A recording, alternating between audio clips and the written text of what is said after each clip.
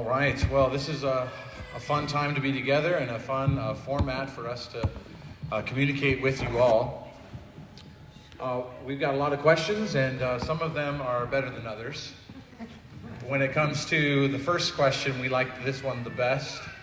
It comes from a young man in the church, and it was related to our session yesterday. Pastor Manny, this first one is for you. Why is the sky blue?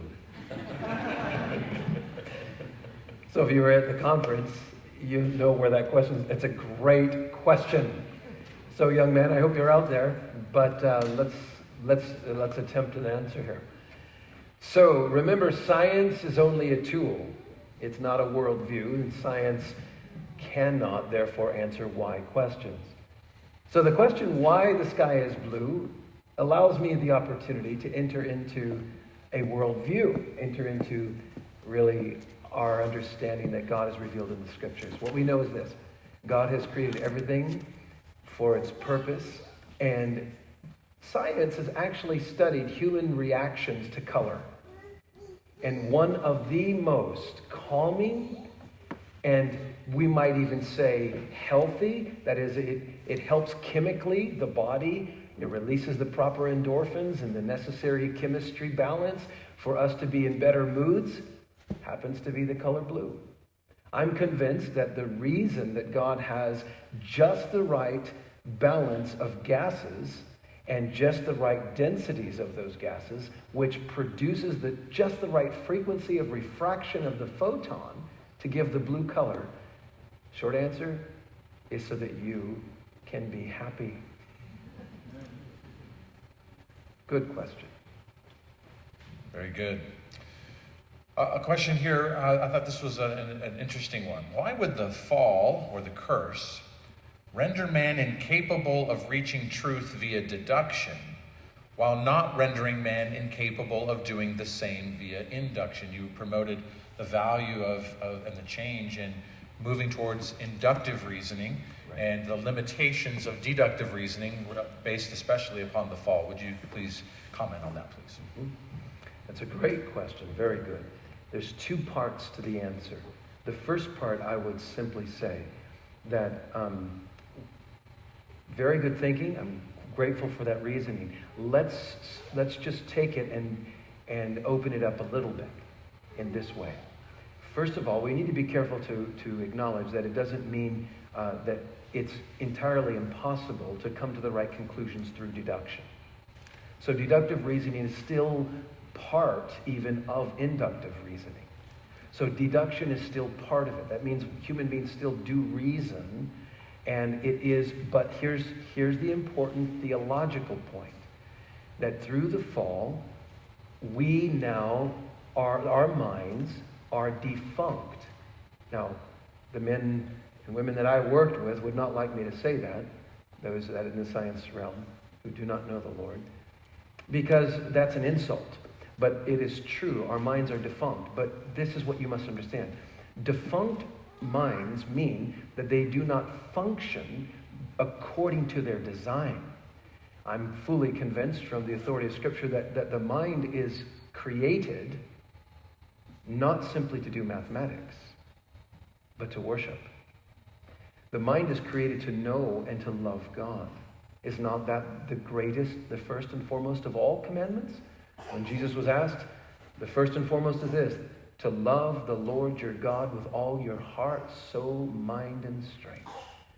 So it is true, and all those are just different sort of facets to the one diamond of the inner man, the immaterial you, the soul, the heart, the mind. It's four synonyms to describe, with certain nuance, to describe how we are designed, our minds, to think, to choose to love God. Now, deduction is fallible. It will fail at times. Even in the area of computation, even in the area of mathematics. Have any of you, whatever age you are, the younger ones have the advantage. Have you in your life so far ever made a mistake in mathematics? Okay. So the point is, We will make mistakes. I'm convinced that's part of the fall. I'm convinced that the principle here at work is that we are broken. It doesn't mean that we're unable to do the computational side of things. It simply means that we are not functioning according to our design. And let me just, if I might, I'm sorry for long answers. That's part of the fall, I guess. I don't know. I want to share pastorally something that I hope you'll catch the meaning. We need to be careful not to be dualists, where we separate out the intellectual function of the mind, like mathematics, and the spiritual function of the mind, like loving God. God never tells us that those are two independent realities. Rather, they are two coherent realities. In fact, they are interdependent. Let me give you an example. I want to be sensitive with the terminology, but I think this is important for you to get. If you put sexually immoral material on a computer, it doesn't affect the computation of the computer. It still works just as well, just as fast. It does all the computations just the same. Whether you're running pornography or you're running a digital Bible. That is not true for you. You put that content on your processor, it affects how you process. The point is, we're broken, and even our mathematics can be affected. I've seen it. I've seen men who have committed affairs, and they're not believers, but they're in the laboratory, and I've seen their productivity. Their processing didn't continue without interruption. And what I'm getting at is we just need to begin there to understand that even our deductive processes are, first of all, broken, failed through the fall, but they're also influenced by our spiritual side, the dynamics of our hearts, that is the choice and volition and spiritual awakening. Now, with that, let me try to get closer to an answer that was asked before. The answer would be along this lines in this first part. The first part dealing with deduction. Deduction is fallible, but it's not entirely worthless. It's still usable. We still use it all the time. What should we then do? I think Sir Francis Bacon and many others with him nailed it. How is it then that deduction doesn't bring always reliable results, but induction will? Well, here's my first statement. Induction doesn't always bring reliable results.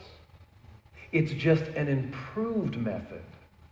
A very important improvement, by the way, one that enables cell phones to be created.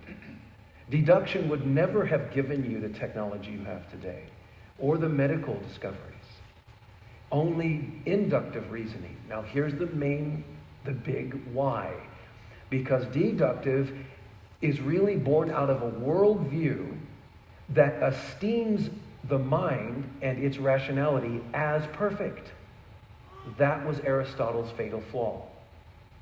What was recognized through the Reformation, through the rebirth of the understanding of God and the depravity of man, the reformers realized, whoa, we got it wrong in the universities. The mind isn't perfect. The mind is actually very flawed. So what do?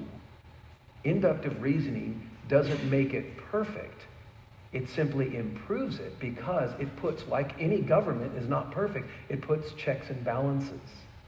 It helps to take deductive observation and deductive reasoning and test it. And aren't we told in Scripture to test all things, to test the spirits?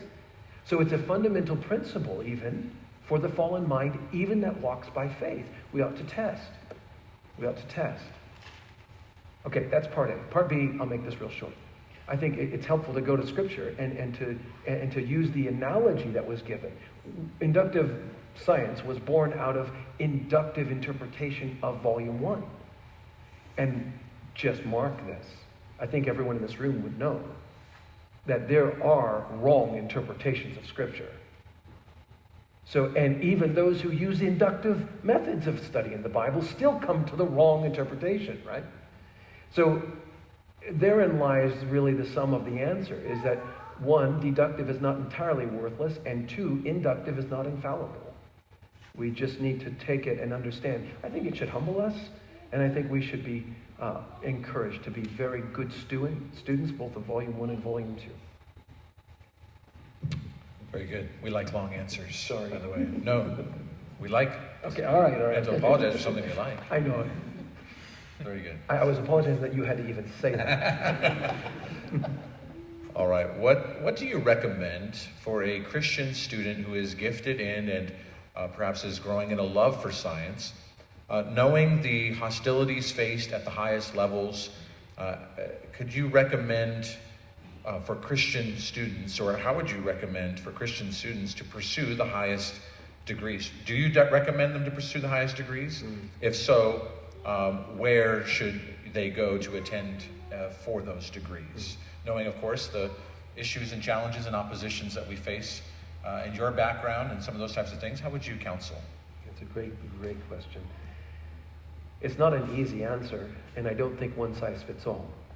So let me just start there. I think it is important to know that the industry varies. And if you are able, let me say it this way. The degree is not the issue. It's not.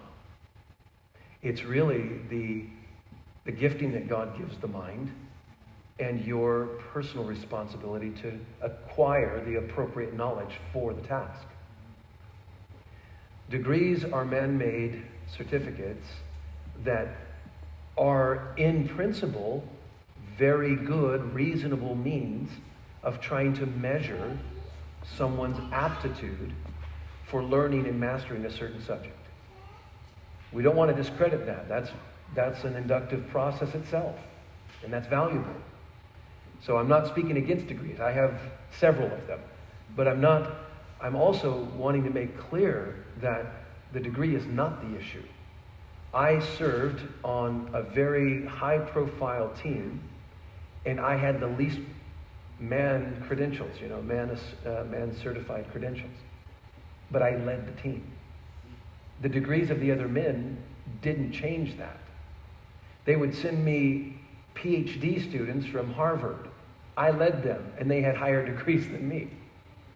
The degree, in the end, in industry, depending on where you're at, it really comes down to the gifting God has given you and your aptitude to acquire the appropriate knowledge to master the task.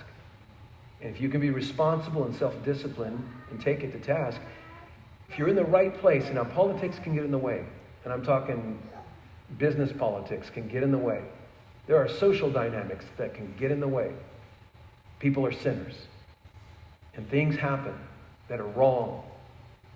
But there are graces of God, mercies that sometimes in some places, even with unregenerate people, they will recognize your self-discipline, your work ethic, your aptitude, your capability, and you can progress. I was especially blessed to make incredible advance in highly specialized and highly prestigious areas that really, on paper, I shouldn't have been doing. So I hope that helps to say, don't make it about the degree, but let's just get real practical. Some places won't even look at your resume if you don't have the degree. By the way, I was hired into the think tank, IBM Almaden Research Center, which is, again, very prestigious. People I know, and they've told me from all over, have tried to get in there their entire career, and they can't get in. I got in without a resume. So it was a who you know. I had performed well, very well in another project that went, it just exploded with success. And I was the team lead on it. And so my name got referred. I had one personal interview, and they hired me on the spot. So that's different. I didn't have the degrees to get the position. Guys were being declined who had degrees higher than me. So, but I do know that some places like Almaden would not even look at you if they didn't know you, if you weren't referred and you didn't have a PhD. They wouldn't even look at you. And you had to have a PhD from a certain institution.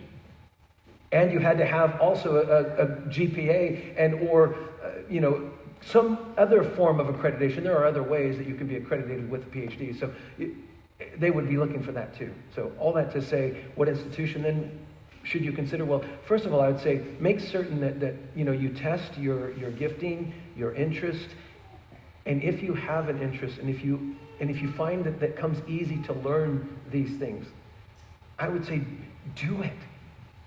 Try it. Go at it. Do the best you can wherever you can, whatever doors God opens for you. Learn on your own as much as you can. We live in an information superhighway. There's a lot of information I didn't have when I was doing this that you could really learn a lot. Do all you can to really demonstrate that you can do it. And then, if you have an obstacle of a degree, I would say this. The answer about which institution to go to, that is definitely not a one-size-fits-all. It very much depends. We are increasingly becoming more and more specialized today. In every sector, especially in science. Very, very specialized. It's almost like every year a new sub-branch is born. So what that means is that certain institutions will have more competent curriculum and, very important, professors. It depends on the professor and even the department head. So you have to just do a lot of homework and survey the land and find out what institution is best in that special area. And I would simply say you've got to just be Christianly, hardworking, good ethic, honest, and show kindness, humility.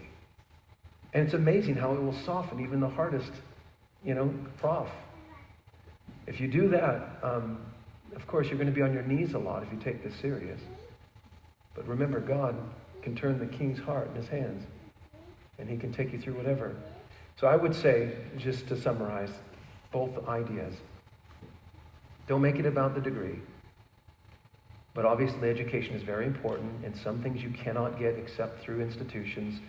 So be a good student to find the right institution.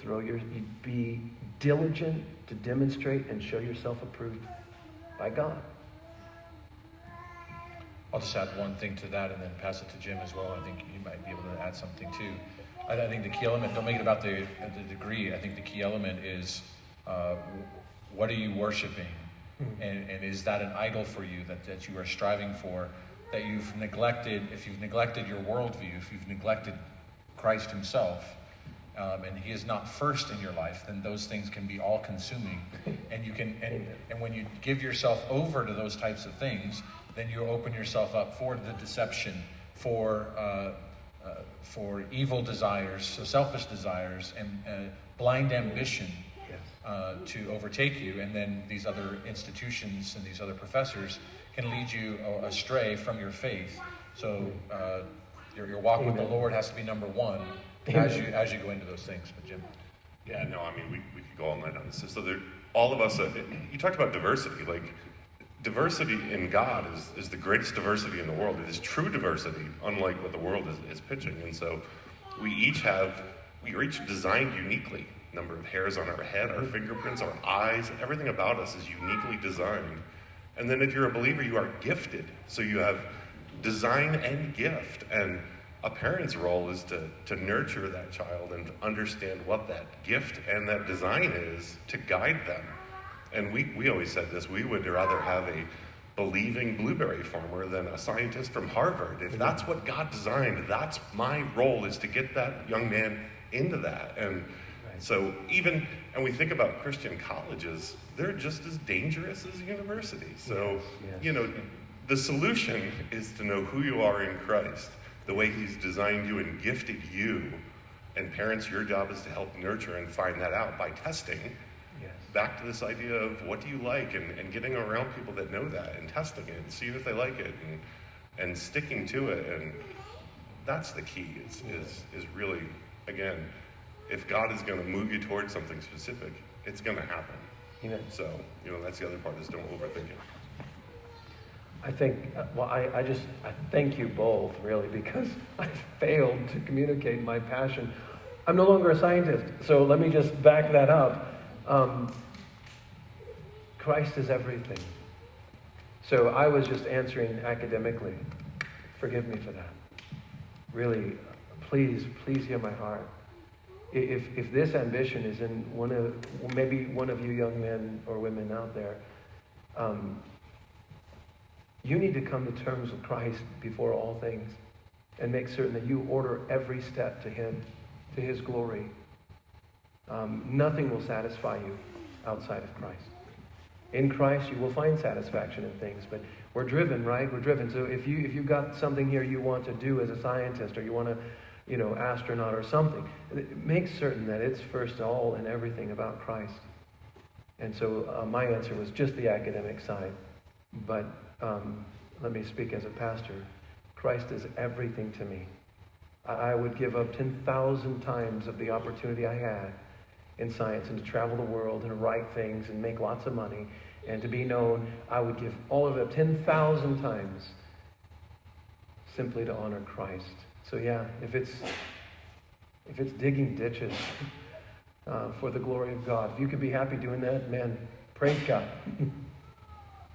It's right where He wants you then. It's right where He wants you. You can be happy there. Yeah. Good. Well, we wanted to ask a few more questions too. One, in the news, you'll hear about, by the way, I just wanted to do a quick little plug for the podcast. We did receive, for instance, somewhat of a probing question, a personal question related to Manny and some of his background. How did he get involved in the science? It's on the podcast. It's in the interview. So that comes out tomorrow. Get up bright and early tomorrow. I think Mark said that they drop it like midnight, so you might even be able to get it technically tonight if you're irresponsible and are staying up so that late. But it will be available to you tomorrow, and it's a great podcast, and so you'll hear some of those details. But wanted to talk about some of the things one of the things that's in the news is artificial intelligence, and just wanted to. You had some work in that field, and so did Jim. Actually, it's funny. After the podcast was over, they recognized their doppelganger in each other, and they have a lot of very similar backgrounds, touching some of the same projects from just different sides. It's quite remarkable, and so that's one of the reasons why I wanted Jim up here as well, is to be able to speak to some of these issues. Artificial intelligence, ChatGPT.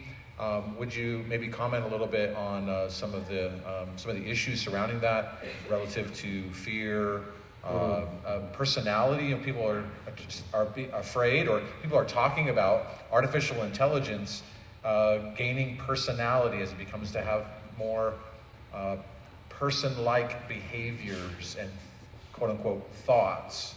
Could you just address some of that, maybe some of your experience with that? Sure. As far as experience, in the laboratory we actually had several projects on artificial intelligence. I was privileged to interact with one highly advanced. The experience I had with AI is at the low level of dealing with algorithms. So what we dealt with was really largely very mathematically driven principles for processing inputs and outputs at the highest speeds possible, because you have such a massive metric to go through. There's this huge sequence of things that you have to go through. It's all mimicking, by the way, the process that we've come to understand how the human being actually thinks, which is biomimicry, just copying the designer of God. So my experience there, I saw low-level algorithms on how AI works, the artificial intelligence. I want to stress, seeing that just reminds and fortifies this conviction and what I want to give to you. I think one thing that happens is we become intimidated by when people speak to us either with language or about things that we do not understand. We become intimidated. If they seem accomplished and can articulate the things that they're saying in an educated manner, we have a tendency to respond with some level of respect for that. And if they then push that communication to a point, knowing you don't understand, you're intimidated.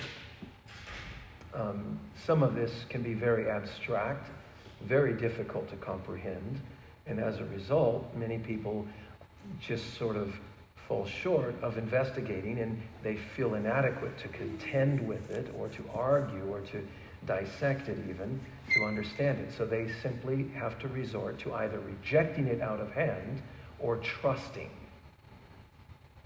Rejecting it out of hand tends to lead to conspiracy theory mentalities. Trusting is very vulnerable and can expose you to deception. So where do you go? Well, I think this is where, again, the gifting that's very diverse that God has given us, we really need to be a family, connected, knowing people we trust, and being able, on the basis not of what is simply said, but on the basis of life-on-life character, being able to say, okay, I know so-and-so who, I trust that brother, I trust that, and then that through that, talk to a person who might have some experience with that. Here, all of you can certainly talk to Jim. He's had experience there. So I would just start there. Just remember, we can easily be intimidated, and it's just a natural function of us not understanding something, and either if you just reject it out of hand, that may not be the right choice, because that can lead you down to another dangerous area. But you also got to be careful about what you trust. So now moving more into a comment on things like ChatGPT, let's just start with this. Artificial intelligence, first and foremost, and most important, underscored, repeated, and stressed, is artificial. They even admit it. It's artificial. My concern is really that someday they're going to drop artificial. That's my concern. I've seen it. I've seen the movements. Now, this isn't the science of it. This isn't the mathematics of it. This isn't the computation of it. This is the worldview behind the people who are using these tools. Want you, through that mechanism of intimidation, want you to trust them. And they will tell you things that it can do. They will tell you things that of its power, of its ability. And they'll try to dazzle you with statistics about how it compares even to the human being. And one thing I just need to stress, ad nauseum, is it is artificial. It is not real, and it's not on a spectrum to someday become real. It is categorically artificial. This road doesn't go to Rome. There is no way to connect to real intelligence on this road. There's no way. How? How can I say that with such confidence? Because it is simply what we talked about earlier, so the sequence of questions is really helpful. Because the computational side is simply a set of gates, transistors, that are going one way or another based upon a bit. This is an on or off switch that comes at it incredible speeds. And it says, okay, no, here, okay, here, okay, no, here, okay. And that's all it's doing, and it's doing that in a multiplex situation that will blow your mind how many of those are happening in microseconds.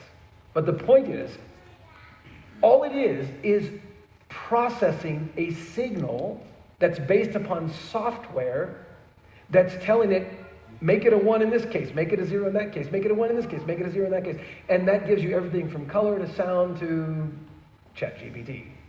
Now, the point is, there is absolutely no true intelligence in any kind of a logical system that's just simple computation. It is entirely, did I say? It's entirely dependent upon what is fed to it. The signals, the stream of data that is sent to that processor is all that the processor can decide. So, ChatGPT, for instance, wow, this is something. This is really a software. It's less of a marvel in computation. It's more of a marvel in software. It's really a software piece that has simply a very extensive set of algorithms that take input and reference and leverage an incredible, an unbelievable vast array of data. I would argue several predicates. You could not have ChatGPT without massive amounts of digital data already available. You could not have it without access to that data. You could not have it without the internet. The internet is really the backbone to any artificial intelligence that's online. That the reason for that is because that software is leveraging actual words. It uses a semantic algorithm that identifies a sequence of characters and marks those characters with some, again, computational index of meaning. That index is very, very complex. It takes that index and it will actually relate that, as you can imagine in your mind, a dot, and it having strings to 10,000 other dots. And it very quickly will relate it to other semantic domains that it recognizes are related. Who makes that connection? A human being. It then will explore down that path of the related semantic indexes. And as it goes there, it continues and continues and continues. ChatGPT in particular is actually a language tool. It's fascinating because it's not even so much AI as it is language. What it does is it takes English language and it uses this algorithm of, like I tried to illustrate with dots and connections, and therefore the T in GPT stands for transform. It can take a paragraph that you write and it can actually take and look at all the cognates, all the related semantic concepts, and arrange them. But they also have this grammar engine, which was designed by humans, and the rules are all human, and those rules tell you what goes first, the subject, predicate, verb. So it goes through and it reconstructs sentences, all based upon English grammar, all based upon the words, the sequence of these characters, all based upon the domains, but it's getting its information from unknown sources. And it doesn't cite those sources, so you don't know. So if you ask it to, I did this, I played around with it, right? Of course. And I was asking it all kinds of theological questions. Garbage is what I got. Total garbage, right? I did that, sorry, I didn't mean to scare, but I wanted to awaken. It's total garbage. I mean, some of it was okay because it probably got it from a good website, but, it's pulling things all over. And then, of course, they always give the disclaimer, well, we don't endorse everything, or we can't guarantee, and it's not always accurate. Well, it said that R.C. Sproul preaches at my church. How did it get that? It did say occasionally. What? He's with the Lord, ChatGPT. He doesn't preach at my church, so I don't know what you're talking about. But its associations were made enough to do that. You forwarded it to me, John. Yeah, maybe, I don't know. No, I actually didn't. I don't know where. See, that's the danger. So I hope that answers. I'll stop with this comment on just another thing that I think is important, just applicational and pastoral. When we think about artificial intelligence, when we think about the dangers, right? I would just want to encourage all of you. Number one, let's not be afraid. Again, that intimidation factor is a very real thing that we need to understand. So I would say instead, let's not be afraid, and let's not just simply trust unknown sources. But let's be diligent. I know it kind of imposes itself on us, and we've got to do this on our own now, but let's be diligent to know as much as we can and go to good, trustworthy sources to help you. One thing that's very, very important is that it can be weaponized. Science can be weaponized, and artificial intelligence can be weaponized, especially if it gets to the point where they do start dropping artificial and they start telling you that this is, mechanical intelligence. That's not true. It cannot be. It'll never love. It'll never sin. It'll never worship. It'll never make decisions based upon true value. It'll only make decisions upon values that human beings place in it, weighing the algorithm to say, value this more. You know that, by the way, just as a footnote, as an example footnote, that several years ago I was at a conference in the Silicon Valley, and Google, of course this is kept very hush-hush, but Google was being sued at that time, and one of the plaintiffs came to me and started talking to me about this. Why? It was a pro-life conference that I was at. And it's because Google actually in the algorithm weighed, and without telling anybody, if you did a search for abortion, they would block all the websites that gave accurate information about abortion, and they would channel only those websites that they deemed appropriate to show you. So when you use Google, you're being filtered, your results are filtered by the values of that company. And that is the danger of AI. ChatGPT filters your results based upon the values that human beings put in there. What is GPT? GPT stands for generative and this is important, pre-trained transformer. So scientists don't usually come up with good names. That's a dumb name. But the idea is that all they know to do is just to try to give a name that describes it.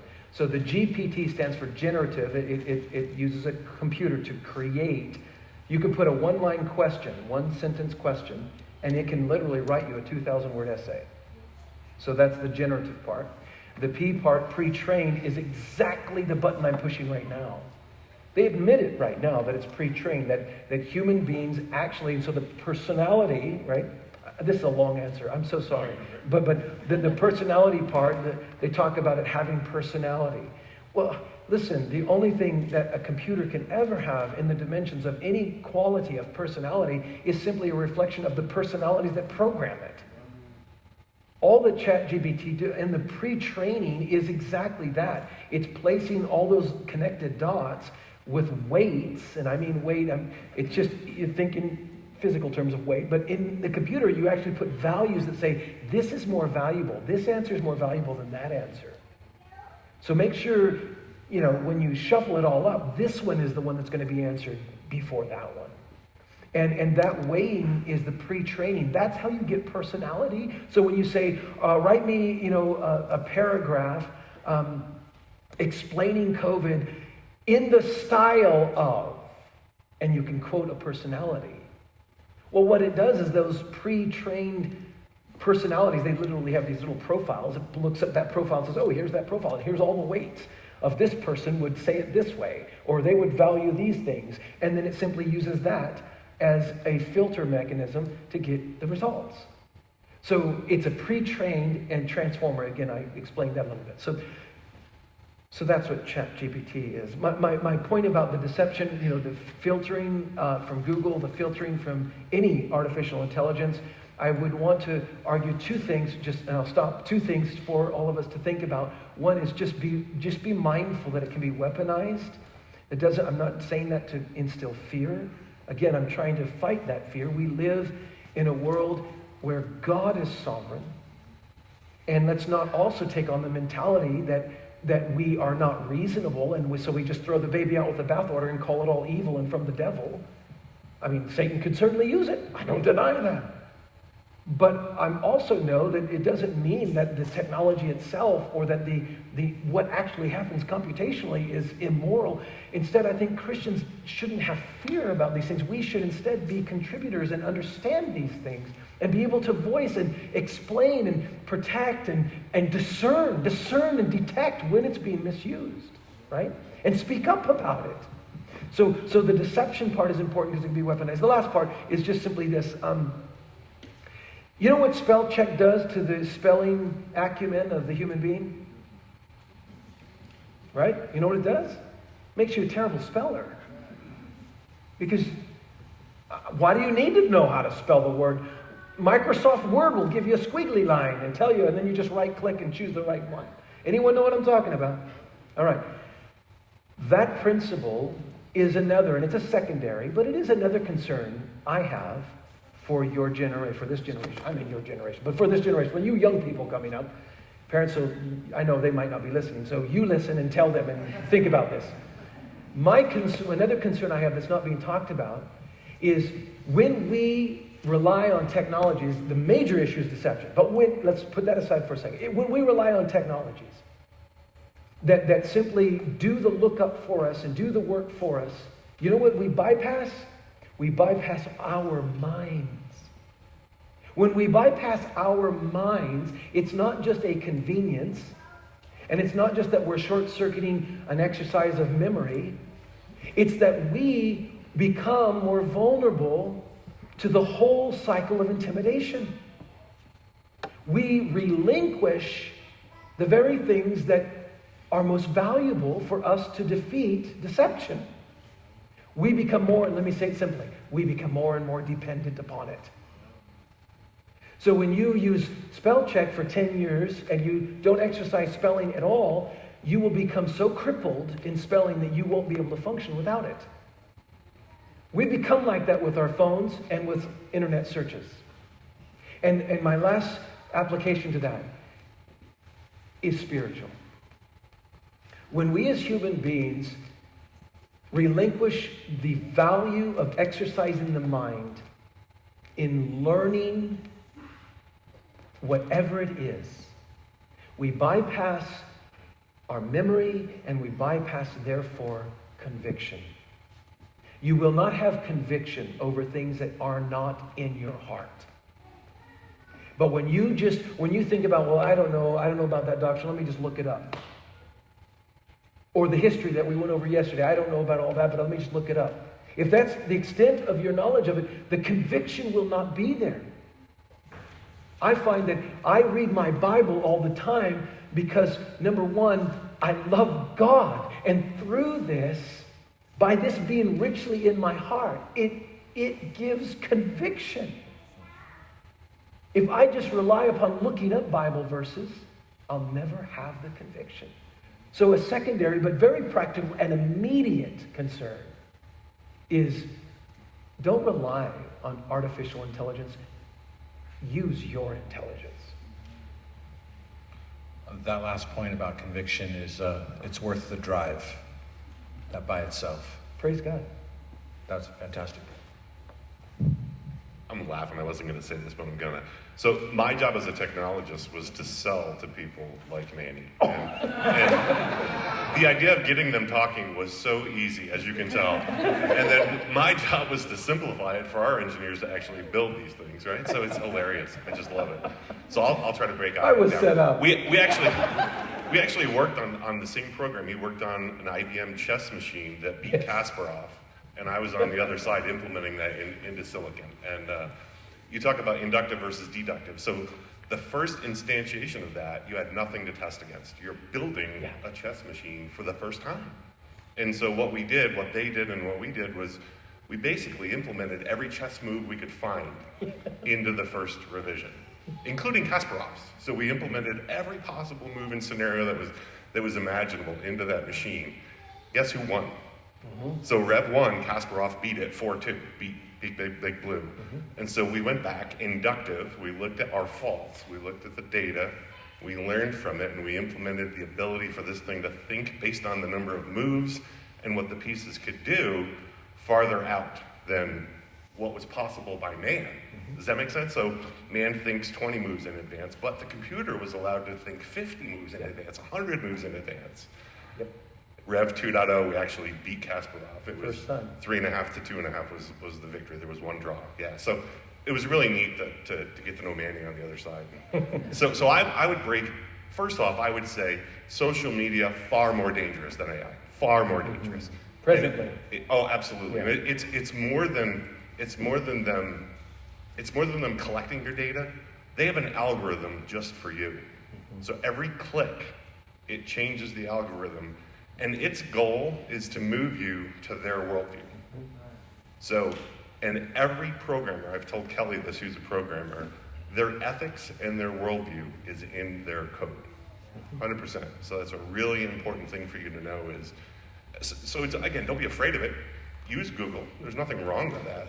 I'm on social media, so I'm on Twitter, and I know every click, I'm aware of them trying to manipulate me with what they're sending me based on what I click. So awareness is really important. On to AI. So there's about 7 different types of AI. I'll break it down into 2. There's assisted AI, and this is what Manny is talking about, where it's fundamentally us programming it. It's not thinking for itself. It's not doing any mind issues. The second would be autonomous, where theory of mind comes in. The idea of, can it think on its own doesn't exist, and arguably will never exist. So that's a unicorn, that's a myth. And so AI as it stands today is really to me, I look at ChatGPT, it's just a big quilt maker. It takes pieces of data that's out there that exists, and it puts them together in this beautiful quilt, but it hasn't created anything new. It's just piecing together what's already available. So that's the way I think about AI. And again, social media far more dangerous in my opinion. There was a project I worked on, or at least began to. It was a startup called NetLens. You probably haven't heard it, but they attempted to. It actually didn't just produce data, and it created new code to run on. So again, it starts as sort of a kernel, pre-programmed to understand the coding language, and it'll produce new code and then run that new code and make its next step and produce new code and run on that new code. And so it literally, they claimed it was genuinely learning. It's not. So even at the most complex levels, exactly what you said. So I'll build out on that one more time. So Tesla would be an assisted driving car. You can put it on cruise control and it's smart enough to know how to make turns and things, but it's never meant to be autonomous. Google, when they went after their autonomous driving, they bought 40 Teslas and they put cameras inside to observe everything that was going on in the cockpit. They were collecting all the data outside anyway. The biggest error in the cockpit is the human. And so when you think about this ability to create its own code, it's building off of human code. Exactly. So it's a farce. Yeah, so. It is a farce. NASA also did the same thing, and the main issue is that there is no software anywhere ever made, never will be, that is flawless. And so as a result of that, when you start building on kernels, you only amplify errors. So as it does this, it's only, in other words, can I just make this statement? Listen, no. Okay. Just for a change. Okay, for a change. That's good. I need that, I guess. I don't know. Humility is, I marvel. When I was in the lab, I marveled at this. You said I could, right? Yes. Okay. Man is going to forever strive to overturn the curse. And ultimately, that's what we're talking about. This is the Tower of Babel in a new language. And the reality is we will never, and I'm not just, this isn't despotism. The higher we build it, the harder that fall. Yeah. But the reality is, why am I saying all that? Not to promote any conspiracy thinking, but to encourage your hearts to be confident in Christ, not to be shaken. Don't fear this. This is yet another attempt to defy God and overthrow the curse. Even if they're not mindful of defying God, the idea is they are trying to overthrow the curse. They're trying to do that in medicine, pharmaceuticals. They're trying to do that in technology. They're trying to overthrow the curse. They're trying to get us to live longer. They don't realize that if we live longer, it just means more misery. Because we got another home to go to. Without pain, without suffering, without disease, without decay. Medicine, technology will never get us there. That's the same with AI. It will never get us there. Wonderful, thank you. So I've got one question here that I think builds on well after, to some extent, after we push one of your buttons. Oh, no. Now, this button was already pushed. You pushed it yourself a little bit at the conference, but it's this thing about flat Earth. I know this. Right. I heard this is a button. You're gonna, This is the. Hold on. Let me wind them up. No. We don't have time.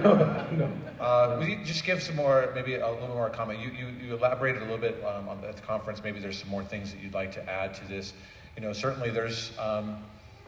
Again, there's conspiracy or the belief that there's been a big, giant conspiracy in keeping Christians from believing the truth about the earth being flat. Yeah. And so there's this conspiracy that it's round, and that's actually opposing God and opposing His Word. Right. And it's basically trying to say that Scripture promotes a flat earth. Right. Okay, ready? Yes, young man, that's right. There is a lot to say on this, and let me try to be succinct and intelligible instead of just emotional. First, I would say, let's start with how you ended that. That's so important. Let's remember that, is this really derived from Scripture? Is this a conviction that is born out of a good theology? Let's just start there. And the reality is, if you look at church history, the answer is no. If you look at Jewish history, the answer is no. First of all, Job describes the earth as being suspended on nothing. So that already begins to counter the Greeks, which described it as being stationary, fixed to some foundation. There are hints that are given throughout the Old Testament, but the most prominent are found in Job, when he describes it, it's suspended on nothing. And then he talks about that God turns his seal on the inhabitants of man. And he describes it as an ancient Near Eastern seal, which was a cylinder, turned, because the verb turned is the key. It wasn't a flat seal like the Romans. It was an ancient Near Eastern seal like the Babylonians. And they had these little seals that they would roll over, and as it rolled over, it left impressions. And that way you can get something larger from a smaller space. The idea of how Job uses that to say that it's a seal that the Lord, which pictures a sovereign, pictures a king, over his subjects, and he's asserting his authority, so he uses the seal image. But it blesses us to see even something of the physical dimension that Scripture inspired, that the Holy Spirit inspired right there in Scripture. And that is, as God turns his seal over the inhabitants of the world, it says, of all people, then you have this kind of, this idea that it's rotating, and it has different shapes in the seal that are impressing. Well, at the very least, I think it's reasonable to understand that two things, suspended on nothing and rotated so that he impresses upon all human beings, could very easily be understood to be something like the sun, representing light, and God, which presses on all things, like Psalm 19, which uses the same metaphor, personifying God's truth like the sun, and no one can hide from it, and it runs its course.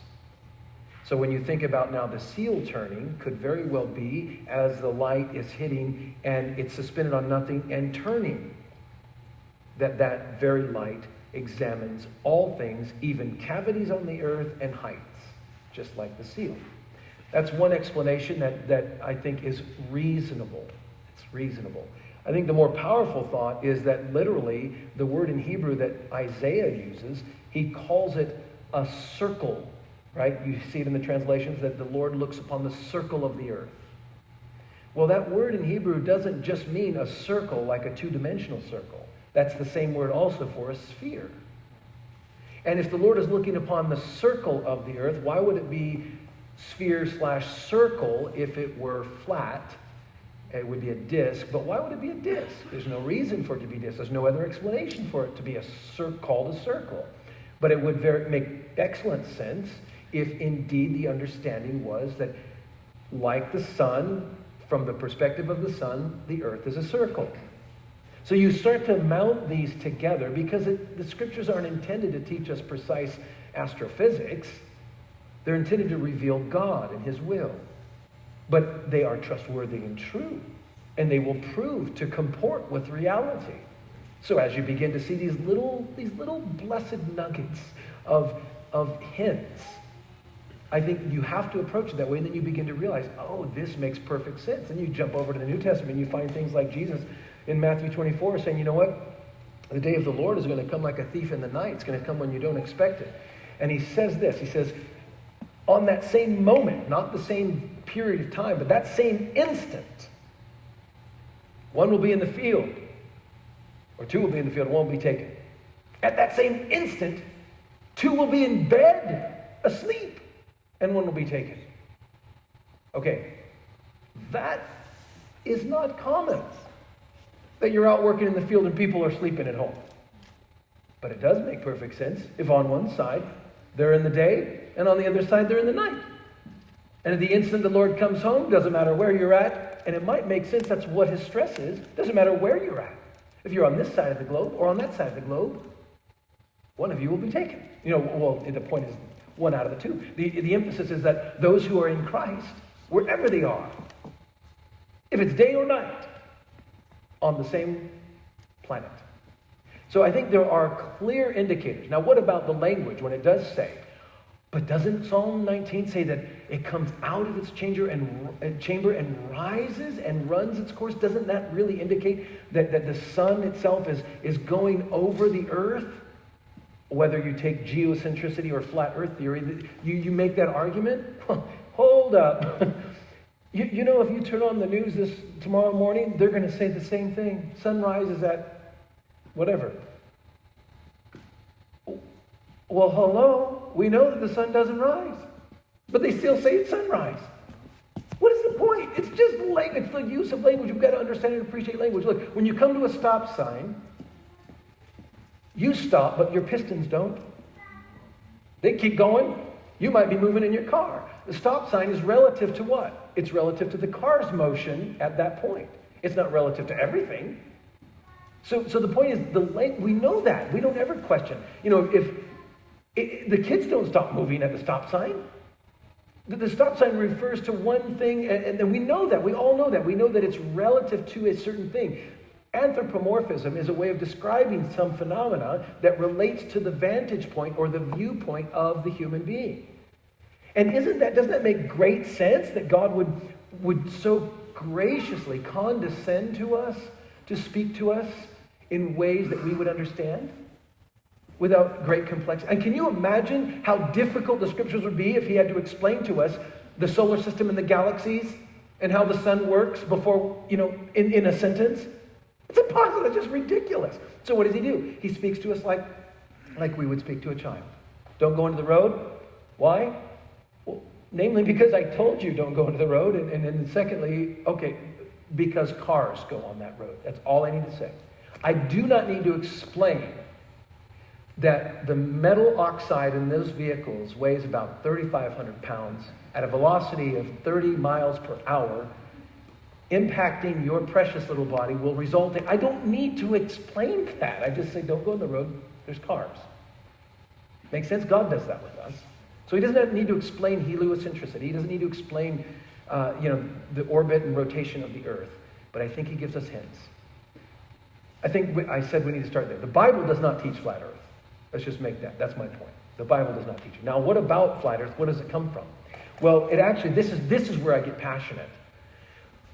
I get passionate because I'm jealous for the glory of Christ.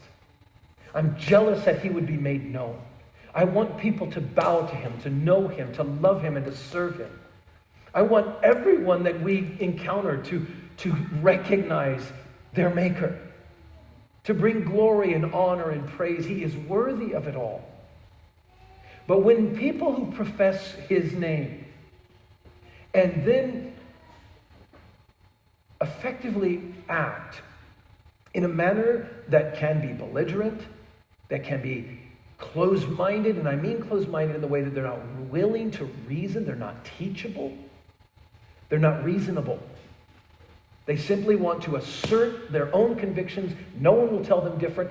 They interpret the scriptures the way they want to interpret the scriptures. That's all there is to it. They're ignorant of history. They don't understand where things come from, theories and all the rest. They're afraid of other people. They have conspiracies in their mind. When you have that going on, that's what I get passionate about. That is not glorifying to God.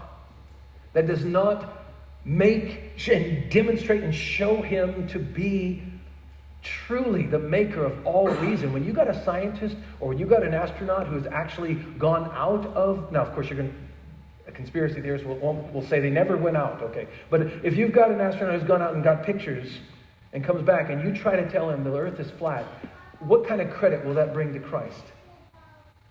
How will that reflect upon the Bible and the teaching?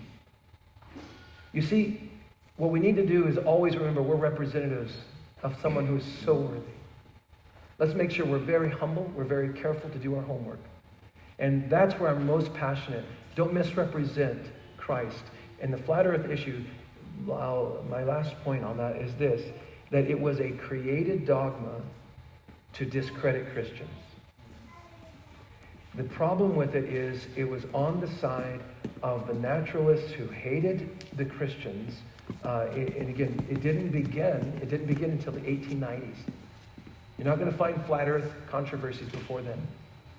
It was the 1890s, after Darwin published in 1859, and after A.D. White, and after John Draper, you'll find after these key moving figures began to publish their hostilities against Christianity, they fabricated statements from an isolated few people that, yes, claimed to be Christian, that said things about flat earth, that said things about geocentricity and various other matters. And they leveraged those things, they amassed them, and then they lied and expanded and elaborated, and then they published their works, and it became then part of the canon of what atheists use against Christians to show them, to try to shame them that they're unintelligent, unscientific. Now, well-meaning Christians on the side of creation, opposing evolution, they get wind of this and they hear these arguments against them, and sometimes, well-meaning, they want to just defend the Bible, and so then they argue on the very points that are being leveled against them, but they're fabricated. In other words, you don't have to defend those arguments. Those are not Christian arguments. So when they're being thrown at us, we don't even, it should roll off of us like water on a duck. Those aren't Christian arguments.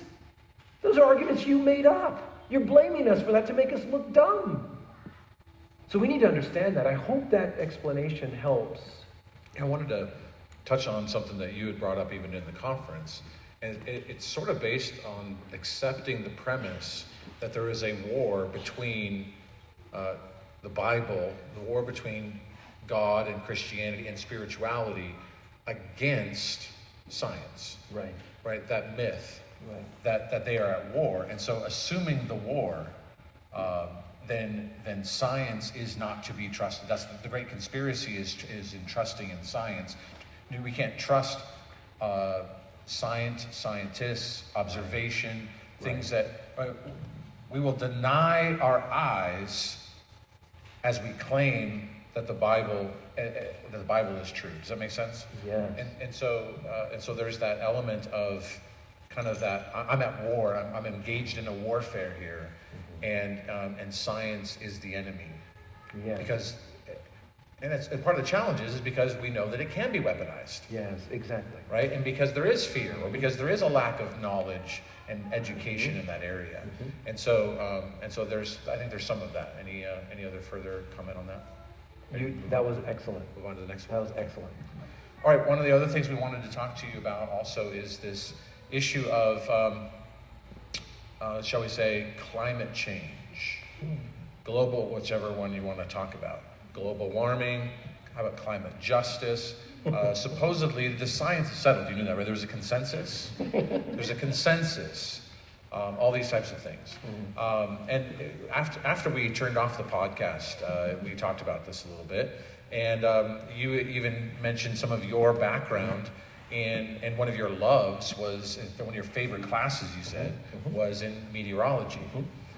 Would you just... it's all the rage today. There's a lot of things going on. How should we think Christianly about that and even scientifically about that in terms of, it's used as a weapon? True, yeah. So at university, one of my favorite science classes was actually meteorology, though I was a physicist. But the reason I think it was is because I had not studied it before, and the professor was outstanding. He was energetic, he loved it, and he just poured his heart out. I sat in the first row and I drank every drop. I loved it. And plus it's very, very much physics, so it was great. In that class, one of the things that we did that was very helpful to me, and this was a long time ago in the 90s, so it was not early 90s, so it wasn't, it's not the current rage that's going on. But what we did go over climate. And obviously, it's a class on weather, so we went over climate, and we went over what was fantastic was to go over the physics, even the astrophysics, beyond the geophysics. So getting out of the realm of the sphere of the Earth and its atmosphere and moving into external spheres of influence. The most fascinating to me, and I think the most helpful to address this particular subject, is I want you to envision like a grandfather clock, okay, or a watch, and we've all seen some depictions of these, right, with all the different size gears, right, and how they spin at different rates. Why so many gears? Well, the reason for that partly is because for the timing, and especially if we go back before batteries, when you're dealing with old wind-up Swiss clocks, the reason for that was for weights, the balancing and the momentum, the inertia factor. That's all science. Size will determine the inertia coefficient. So all of these things, you have these weights, these kind of weighted influences of different pieces moving. What we discussed in meteorology was how our solar system and even its place in our galaxy, we are discovering the majesty of its design. That it's not just these planets there for nothing but, curiosity. They actually, all of them serve a purpose. Their size, dimension, and proximity all serve a purpose. Primarily, that purpose has to do with gravitational forces. Those forces influence the actual speed and the placement in orbit, not just around, for instance, the Earth around the sun, but the solar system and the orientation and influence of other systems. It also, therefore, if you can imagine Jupiter like being one big weight that's very, very slow, it will create not just seasons, like, for instance, let me just do this. These oscillations, these turns, create all the variation we experience. So a single day is one full rotation or oscillation that takes place on the Earth in the beam of the sun. That's the oscillating part. So this rotation creates this oscillation. That's one day. 1 month is determined by the oscillation or the rotation of the moon around the Earth. That creates 1 month. 1 year is the moon and the Earth going around the sun. One rotation. That creates 1 year. We understand that. What is very fascinating is what creates the seasons.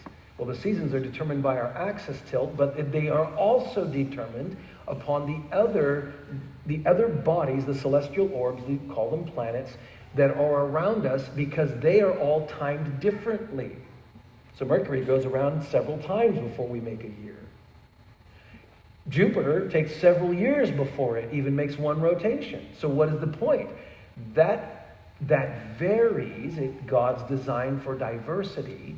It actually varies not only our seasons, but even annual moments, they call them, of climate. What we discussed in class using calculus to do a backward time, you basically use calculus you chart as many data points as you have, and then you use calculus to try to what's called extrapolate out beyond the data points you have to estimate the oscillation that goes. We did multiple oscillations. So we did one inside of another, inside of another, inside of another, inside of another. And as you chart that out, it is utterly fascinating. And what you will find, and this is the objective data that I leave you with, what you find is that the Earth, in our present understanding, has an oscillation of approximately 400 years between its most extreme boundary in the climate that is found over the globe. So every 400 years, the Earth will cycle through a climate, reaching one extreme all the way to the other extreme, and it cycles back around.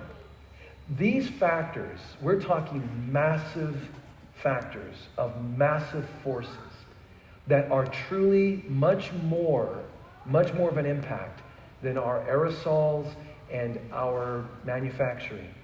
I'm not saying that we have no impact. We do impact. We do, and we are stewards of this planet.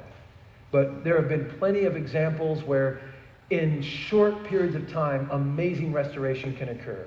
Jim was just sharing again that data. Why don't you share that real quick? What was it? I'm sorry. Just the restoration of the Oh, ozone. yeah. So, yeah, back in the 70s, the ozone layer was going to rip open and kill us. And the volcanic ash, I mean, there's such good data out there and charts showing every volcanic that went up correctly in the correct altitude repaired the ozone, right? And so, it wasn't that we shut our lawnmowers off or that we stopped using aerosol. And so I was looking up the Joshua where God made time stand still, and I was wondering if you used that in your calculations back into the physics. No, because that's a reality. That is a real world event that happened for a period of time. And nobody thinks of that in science, right?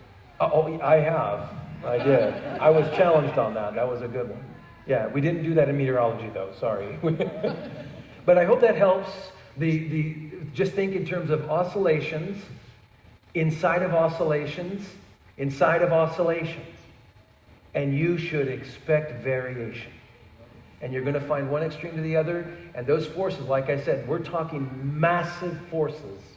We don't even begin to appreciate how strong these things are. Massive. I mean, so much scripture supporting and God controlling the rain or the fields. Amen. Amen. Loaded.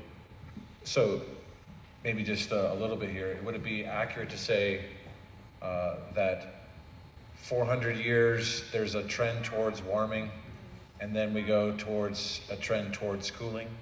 Yeah, it's actually. Right? It's not just as simple as, oh no, we're warming. It's more like, no, duh, we're warming. Just wait for the cool down. Exactly. In essence, right? Exactly. Is that a fair way to kind of? It is fair. Understand that a little bit? It will. Be good stewards. Yeah, Be good no, stewards. it's not. We steward this place, but the reality is, don't fear. The sky's not falling. Little Chicken is a story of myth. The sky's not falling. But the issue here is, do by the science, true science, do expect there will be variation that goes beyond the day, week, month, year cycle. There will be variation over centuries. Centuries will make yet another set of variation. And just expect it. We won't be here. But we're in a period of time. I mean, let's just remember, in the 1970s, they were actually predicting an ice age. That changed pretty quick. That wasn't even hundreds of years. And then you weaponize it. Right? And then you weaponize it. But that element of the way in which the climate is understood in terms of that weaponization, it turns out that the people are still buying homes on the coast, claiming that the seas are going to rise, but yet those home prices are still very expensive. You'd think they'd be dirt cheap. Believe me. People saying this are still buying homes. That's what I mean. That's what I mean. Yeah. That's what I mean. So clearly there's some. Yeah. These are not. My point is that you learned this in the 90s. Yes. These things are not unknown or obscure, and yet clearly there's an agenda, and there's the ability to communicate, and there's the ability to play upon, just like with the potential of social media to move you, the potential of AI to move you. Right. Some of that with fear, some of that with your ignorance, and then to play upon that in order to move your money, in order to move your morals, or to control you. I was just going to say, right? Control. To control, right? Fear is a great mechanism. And to you talked about this morning, the issue of authority is the right to command. And if they can get you to say, please command us, that's quite the powerful position to be in. All right. I think we covered those three. Excellent. So I'm not even looking at the clock, so we're just going to keep going, okay? I like this one. I've got my own ones too. All right. We'll have to get to Jim. Pastor privilege. What are your thoughts on UFOs/aliens? And then let's add the Nephilim in there. You wanted short answers. No. We never said that. So no apologies. Long answer. Yeah, that's good. All right. So, yeah, UFOs. First, again, a lot of what's interesting? A lot of these questions don't they deal with fear? They deal with conspiracy. They deal with the unknown. They deal with uncertainty, and all of that finds its way into our hearts. Really, that might create anxiety It might, impact. Let me say it this way. Maybe it might cause us to. Maybe it might occupy our minds too much. Our minds should be stayed on Christ. By the way, that's what Isaiah says. A mind that is stayed on God has peace. When the mind is not stayed on God, well, it's more like what Jesus said, that even if the seed is sown, the cares of the world will choke it out.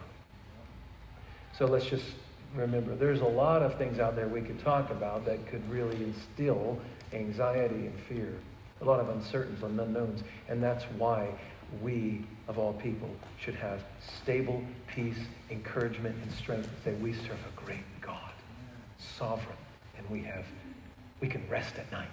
I pray every one of us can rest at night, regardless of how these questions are answered, because you have Christ. Because there will be other questions. Now, to the point. I'm not just trying to dodge it. I just wanted to set it up so that we got it right. I think the thing about UFOs is always going to be something, it's an invalidatable claim, at least right now. Here's the issue that I would like to start with is volume 1. I've wrestled with this. I've had a lot of people want to talk about it. And I would just genuinely, honestly, earnestly encourage us all. Let's make sure, because this is a question not of science really.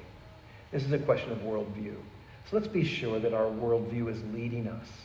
And let's make certain we understand the theological implications of our thoughts on this. God is triune and sent his Son to this planet to redeem the only creatures made in the image of God.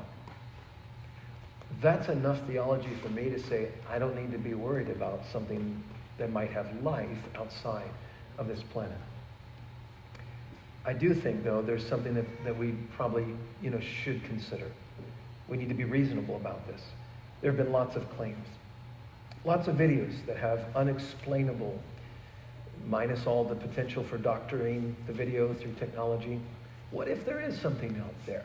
What if there is some kind of, material manifestation that we cannot explain, that defies the laws of nature, that defies physics?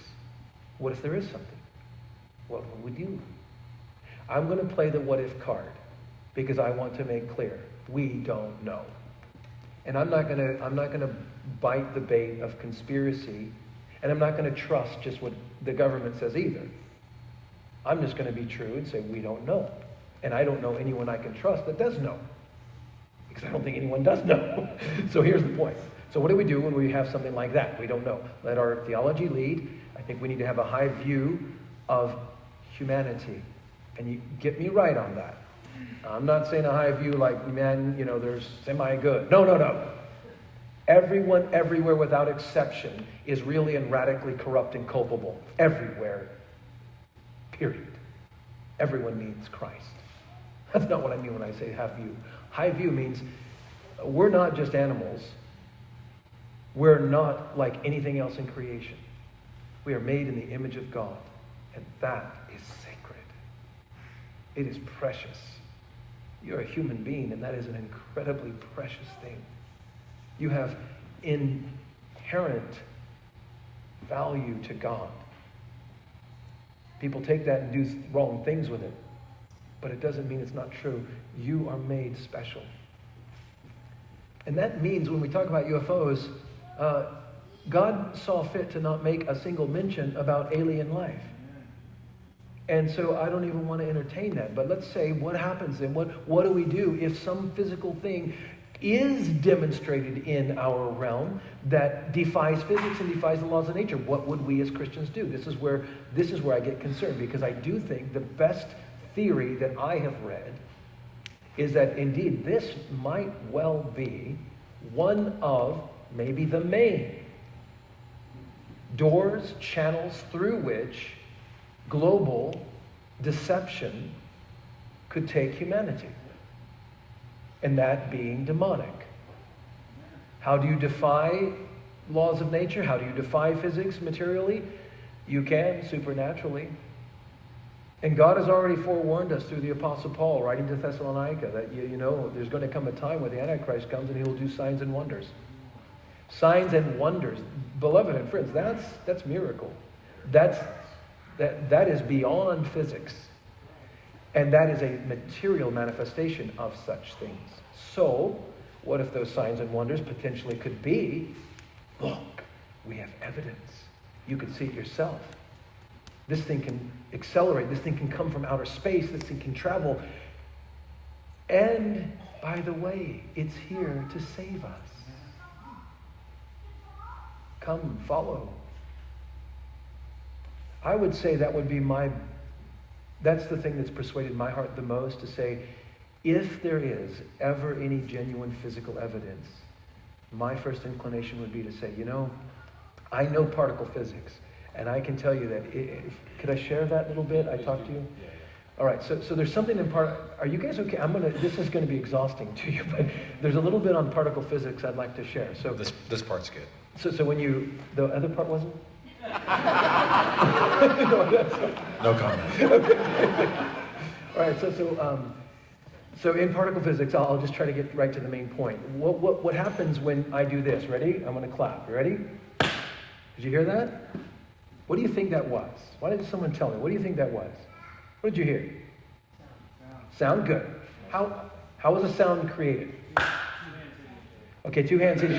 What actually hit? It's very good. Two hands, that's right. Two objects. Are they solid? Okay, that's exactly right. That's what we see, that's what we know. But check this out.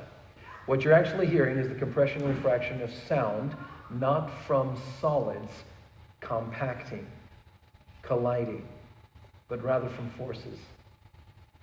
In fact, in reality, in particle physics, not a single particle touched another just now. Not a single particle. What you heard was actually the release of energy by forces. So here's the point. When you get into the atom and you get subatomic inside, you'll deal with the nucleus, but you'll deal with what are called hadrons. That's what the Large Hadron Collider, LHC, in Geneva was all about at CERN. When you get into hadrons, what you're talking about is subatomic matter.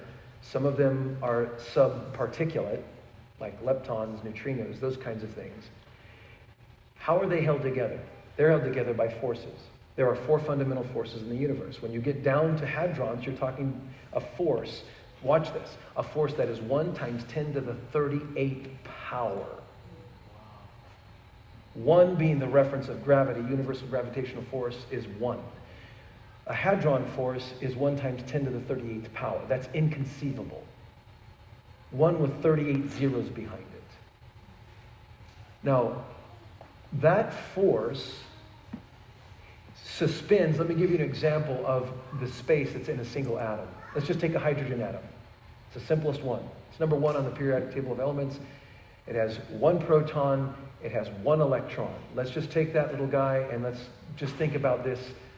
In a basketball court, I don't know if this is official size, but if it is, the example would be that a proton would be about the size of a pin dot in the center of this basketball court. About the size of a pin dot would be the proton. And the electron would be invisible, and it would circle the proton around the radius, as a radius around the perimeter of this court. That's how much space in proportion to actual matter is in a hydrogen atom. Now that constructs all of the matter that we see and feel. And sometimes it gets more complex. There are more electrons, but the dimensions are the same. In fact, they get bigger. They don't get smaller.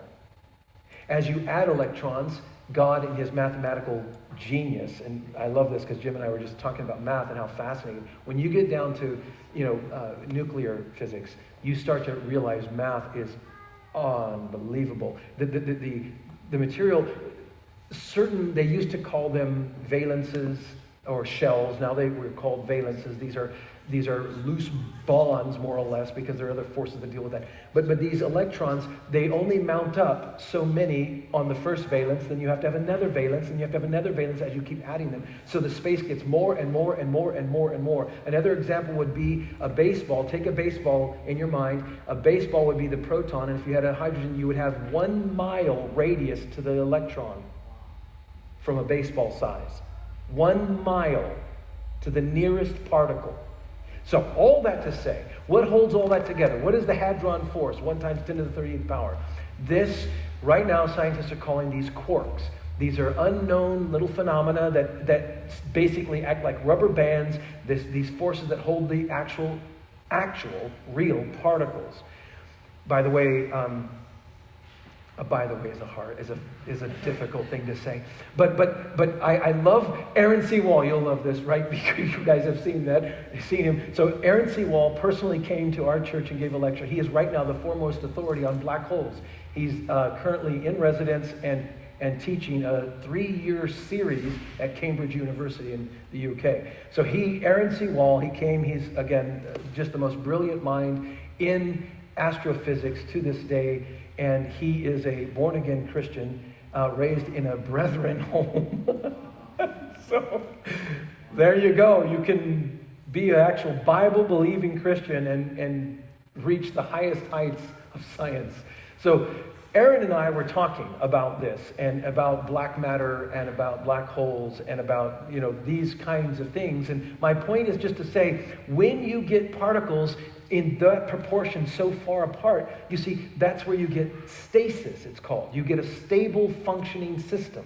When they get too close, when the quarks are not doing what they're doing here, when that doesn't happen, that's when you get too close and that's where you get what's called black matter. The actual particles get too close and the gravitational forces accelerate beyond the speed of light. So that light itself cannot escape the gravity of that object. So light comes by an object and literally sucks the light photon into the object. Never escapes it. That's black matter. So, all that to illustrate, when you're talking about quarks and these forces, you need to understand that there is so much space between matter. You have 120 cells. Each cell is comprised of 20 different protons. There's 20 different proteins, each cell, and then you go on beyond that. There's all these other sequences, and each of them have their own atoms. You have so many atoms in a single cell, and you have 125 trillion cells. So you've got a lot going on, and there's so much space between every cell. Okay, why am I telling you all this? Because when we talk about UFOs, when we talk about physics, I want you to know that when Jesus came into the room and the doors were shut, he's in a resurrected body.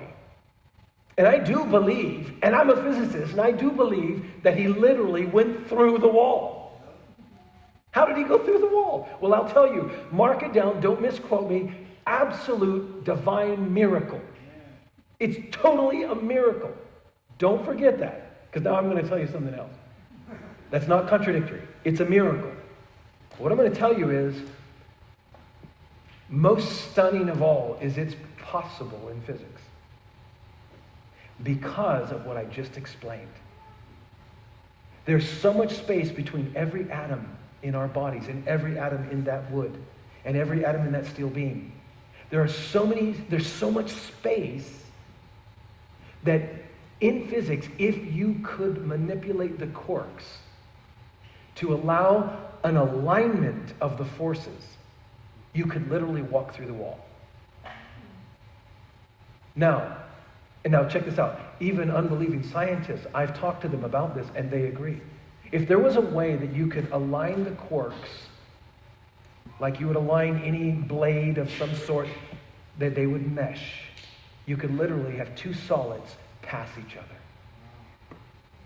So, the issue is, what's the miraculous part? The miraculous part is, and one physicist that I've read, I actually agree with him. He says, it's very possible that many of the miracles that God talks about was actually God controlling the material universe, violating all laws of nature and all physics by his manipulation of the quarks. God could will the change of the cork. And as he willed the change of the cork in an isolated scope, absolutely Jesus Christ could lift from the ground and rise, walk through walls. Now, back to our point. I do believe that a UFO of some, possibly someday, material could be shown to you that could accelerate beyond anything that physics could explain. That it would be supernatural, it would defy the laws of physics, and that it could be done by supernatural manipulation. And the quarks would be right exactly the point that I would say, yeah, you can do that. You can defy gravity. So it is possible signs and wonders from demonic powers could come into our realm and dazzle human beings, and especially if we're in a condition of crisis, and this dazzling could be from another supposed world offering us help. It could be a mass deception. Don't be afraid. We have Christ. I told you. Well, I think so. Let's ask an Elon Musk question. Okay. So the idea of enterprising to move to Mars, Yeah. right? I mean, I think that lines up a lot with what you're saying. You see these things happening, and would that be an endeavor that we should even consider? Oh, that's excellent. This is just my opinion. I would say no. Why? Because my worldview leads me. And I would say God, in his providence, designed this planet for us to live and steward. This business of going elsewhere is a godless idea. And I think all the true science indicates that that is not the design. And if we know anything about what's happening in our culture, in biology and sexuality, we know that it's insanity that says, no, this is right, even though nature screams, this is not the design. Yeah, and I think I would answer it as explore his creation, no question. Yes. So things we've learned from going to the moon have been invaluable in our everyday life. So that's science of searching, but the idea of displacing something from the Bible, the earth, would lead to a big no for me as well. That's helpful. I do appreciate that. Explore, yes.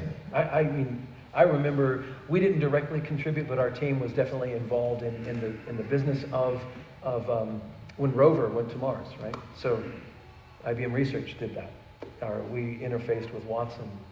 And so, yeah, I mean, that's explore, absolutely. Would you just one more comment on the Nephilim? We'll get to the next question. Oh, yes.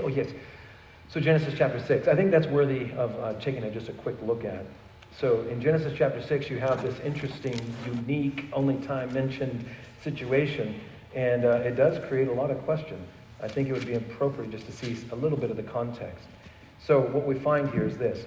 At the end of chapter 5, it says, first of all, it gives all this information about the lives and the years. So chapter 5, verse 31, thus all the days of Lamech were 770 years, and he died. After Noah was 500 years old, Noah fathered Shem, Ham, and Japheth. And then chapter 6 begins. Keep that context. When man began to multiply on the face of the land, and daughters were born to them, the sons of God saw that the daughters of man were attractive, and they took as their wives any they chose. Then the Lord said, my spirit shall not abide in man forever, for he is flesh. His days shall be 120 days, or 120 years. That's contextually contrasting the close of the previous chapter. In other words, it's indicating some major shift. The very next statement says, the Nephilim were on the earth in those days, and also afterward. And that's a key exegetical observation. The main point being, and also afterward. So there's a major shift occurring, but these creatures were before and after it. And then it says, when the sons of God came into the daughters of man, and they bore children to them. These were the mighty men who were of old, the men of renown. And then verse 5 kind of continues the narrative by saying, these famous words that we know. The Lord saw that the wickedness of man was great in the earth, and that every intention of the thoughts of his heart was only evil continually. And the Lord regretted that he had made man on the earth, and it grieved him to his heart. And then he decreed the flood. Well, I think what's, just in terms of the Nephilim, what are they? Well, there's lots of different views on this, and I would commend you to your pastors. But I will offer just a view that has wrestled with this a little bit, and just encourage. Some say that, well, these are half human, half angelic creatures, right? Well, let's say it this way, that the angels saw the women were attractive, and so they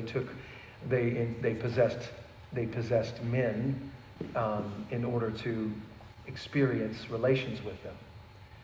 And the interesting thing about that is the Nephilim are actually mentioned sort of tangential to that, not directly as the product of that. Some would conclude they're the product of that, but that's actually not the contextual thrust, and the language the grammar doesn't really indicate that. I think what's happening is you find that there is, this is sandwiched, and it's unique. It's the only place we find it. It's sandwiched there to indicate something unique that's happening in that time period.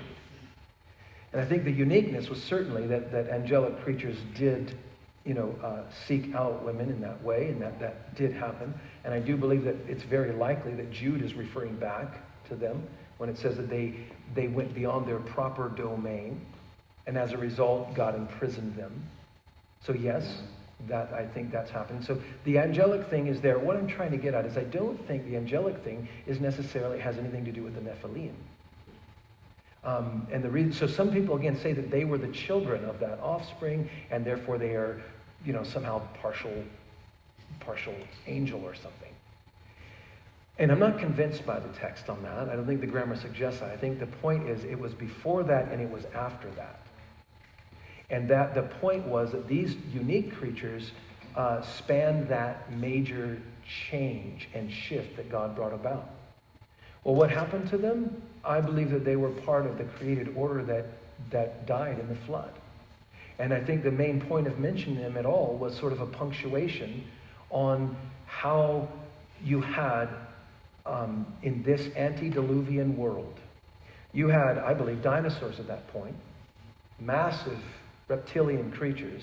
By the way, the reptiles are the only creatures known that continue to grow with age and don't stop, which is why you would have fossils of reptilian creatures very large, because life was very long before the flood. Namely because carbon-14 was not predominantly found here before the flood. But after the flood, there was clearly an atmospheric change, and carbon-14 now is received in large quantities. It gets into the plants. The animals eat the plants. We eat the animals. We eat the plants. And that carbon-14 is a major agent that causes aging, and it causes degeneration of our cells. And it ultimately ends in death. So it makes a great deal of sense that God would punctuate and say, yeah, Lamech lived 770 years. That was a different environment. And the Nephilim were there too, along with Behemoth and Leviathan and all the other dinosaurs. And then, it's not a hippopotamus, by the way. You all know that, right? It's not a hippopotamus. so, sorry, I hope you haven't preached that's a hippopotamus. Okay. Okay, I should have checked with you first. It's not a hippopotamus. Not a hippopotamus. It says that its tail is like the beam of a cedar tree. Have you seen the tail of a hippopotamus? It's like an overgrown pig. This little thing. It's not a hippopotamus. And a man is standing and he's looking straight at the creature, and what he sees is his breast. That needs to be a tall creature for a 6-foot man to look at it and see the breast of this thing that has a long neck that eats the trees, the tops of the trees. Okay, that sounds more like a brachiosaurus to me. Anyway, all right, back to the point. What's the point? The Nephilim. So I think they were these unique creatures like the dinosaurs that lived before and after, and the point was to say, yeah, look at this. And the sandwiching of it at the time when the angelic creatures came, it speaks of how there was such a change of domains. A change of domains. and that God blotted out some of those domains. The Nephilim were blotted out. So I think that's the best explanation. They were just unique creatures, massive creatures. These were like giants. All right, next question. Since time is relative, for instance, to acceleration, gravity, etc., is it a valid tool to measure the universe, either in time, billions of years, or distance, light years, or for that matter, even the age of the earth or rocks? So many Christians have struggled with the creation account because of age claims. And yet it seems that discussions of time become nonsensical outside of our limited frame of reference. So would you comment on the matter of time and its relativity as a valid tool for making measurements in this creation debate? That's excellent. Very well stated. Absolutely. One of the things in particle physics in CERN, what you're dealing with is what is called the space-time continuum. Have you heard that? Space-time continuum? The reason why it's called space-time continuum is because both space and time they have similar properties. Now listen to how they have similar properties. They have similar properties in this, that they both are facilitators. Space is a facilitator of matter. Time is a facilitator of energy. What's really unique and the intersection of the two is in this, that matter is actually an expression of energy. So for matter to be an expression of energy, it needs both space and time. Outside of a dynamic coupling of a space-time continuum, you don't have matter. You need both. So again, remember how we talked about the particles in an atom and how they're held together by these quark forces, right? Well, when you start to think about this idea, they rotate. There's a spinning action that takes place. Well, all of that is a function of time. If you don't have that, if you were to get something in orbit of another thing and stop it, guess what? It doesn't just stay there, right? So the point is, time is a necessary element, is a necessary dimension, really, for facilitating matter. So I would say it's an insightful question because I am of the persuasion, I am convinced scientifically and biblically that when God says in Genesis 1:1, in the beginning, he's actually describing the very first thing he created, namely time. And remember in the conference, I actually mentioned that Herbert Spencer articulated that that's one of the dimensions of the universe is time. And that's the very first thing that God says at all, absolutely, in the beginning. And I think he words it that way brilliantly, transcendently, flexibly, so that it could be understood there, but it could be understood now through particle physics to say, wow, space-time continuum was created. And in that space-time continuum, which it makes sense, the order that he says it, because now that is the main facilitator for everything else he's going to say. Within this space-time continuum, now he creates the heavens and the earth. So when you think about measuring on time, you are using a relative point of reference. You are not using something that is absolute without exception. In fact, if you all have heard E equals mc squared, well, the little c squared is the speed of light. E is energy, m is mass. Einstein's theory of relativity. Relativity, you can think of it simply this way. Relativity fundamentally speaks that time itself can change. And in the theory of relativity, it has to do with these manifestations of energy, even in the form of light. And that if gravitational forces could be great enough, you could actually alter the speed of light, as we talked about with black holes. So some theories today about black holes and black matter is that the photons are still moving, but their time function has altered so sufficiently that it's outside of our dimension of time. So we don't see their motion. So when you start to get into quantum mechanics and you start to deal with theories of relativity, it opens up this whole new case to understand that it's not just that God created us with a mature physical manifestation. I believe he did. I believe Adam was created without a belly button. And I believe that Adam, when he was created, he was basically in his prime. That he had a full set of hair on his head, and he had blood throughout all of his veins, right? And you see, I'm sorry about the hair comment. If anyone took offense, I'm really sorry. My hair is perfect heads don't need hair. Yeah, okay, I shouldn't have said perfect. That's Greek. That's Greek. That's not biblical. All right, so forget I said anything about hair, and just know. Let's just use the veins thing. Throughout all his veins, he had blood. Okay. There was no, his bones were fully mature with marrow. And you get my point. At the instant he was created, when he was fashioned from the particles of the ground. Isn't that fascinating how God says that he created matter before he created any form of it? That speaks incredibly consistent with physics. He creates first this facility, the time-space matter, or time-space continuum, and then he creates matter, and then he forms the matter. He takes the elements and he shapes them, and he combines them, all by laws of chemistry, and then they obey the laws that he imposes on them, so that the seas only go so far, and that the heart beats, and the blood moves. But in the instant that he formed Adam from the ground, every piece was there. And then he breathed nefesh. He breathed life into that bag of bones. And it lived. Now, it lived fully mature, capable to speak. Able to speak instantly. Didn't have to learn it. How do you account for all that? Listen, it's totally of God.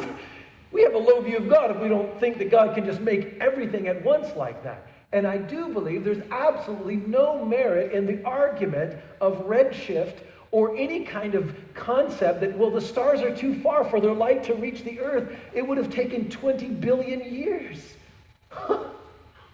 Well, not if, two factors. Not if, first of all, the star was made completely mature and capable to emit fully all of the light that it needs to emit in all directions.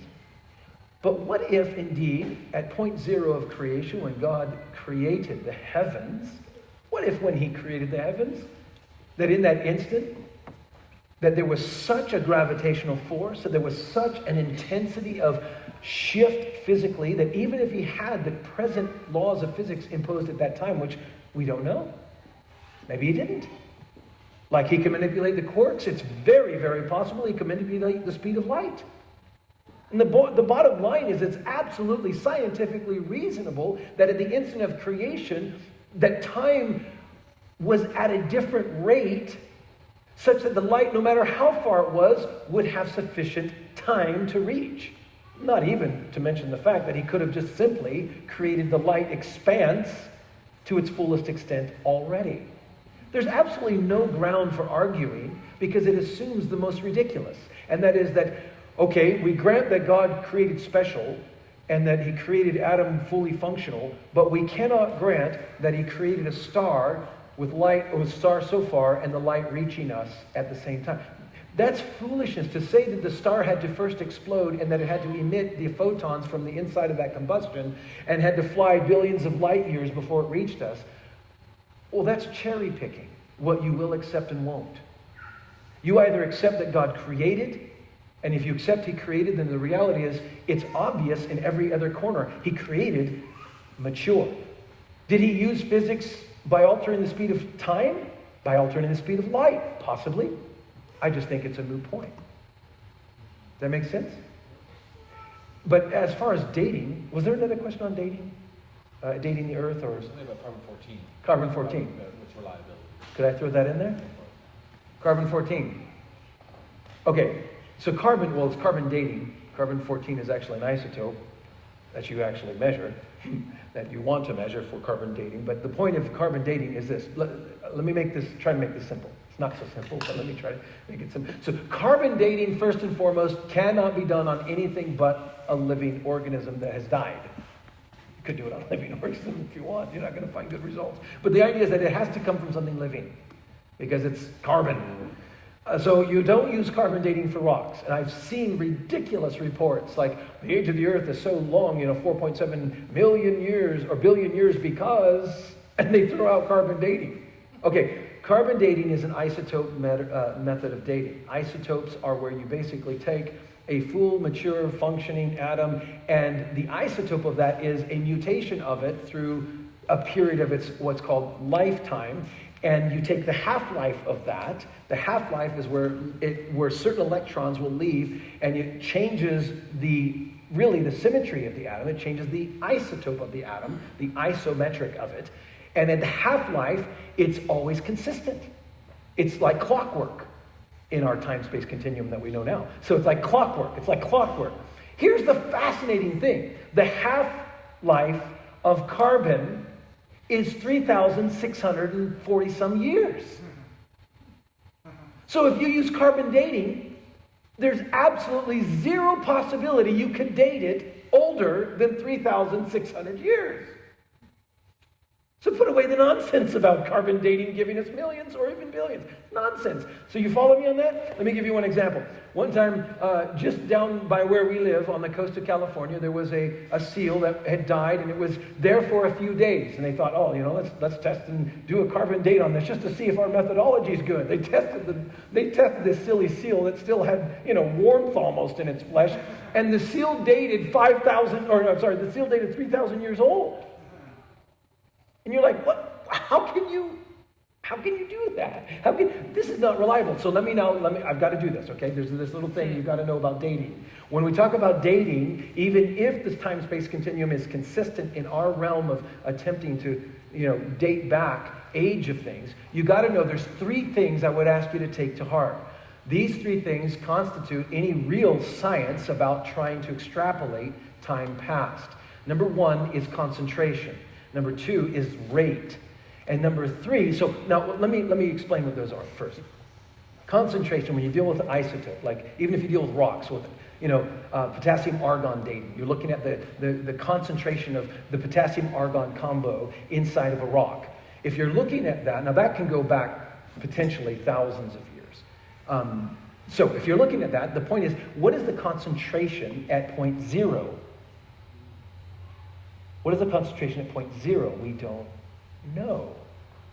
We don't know.